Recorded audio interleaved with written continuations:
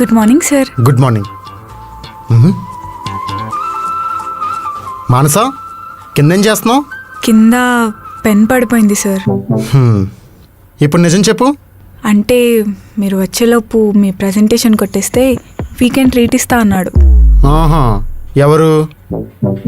ఎవరో చెప్తే ట్రీట్ ఉండదు కదా సార్. చెప్పకపోతే నీకు జాబ్ కూడా ఉండదు. వద్దు సార్, చెప్తాను. ఎవడు?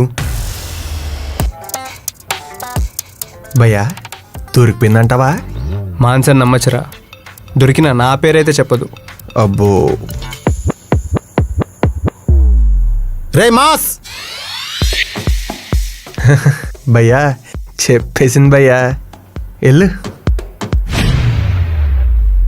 ఇంకోసారి ట్రీట్ల కోసం టేబుల్ కింద దూరావనుకో, ఆఫీస్ కింద పాతి పెట్టేస్తాను. పైకిలే.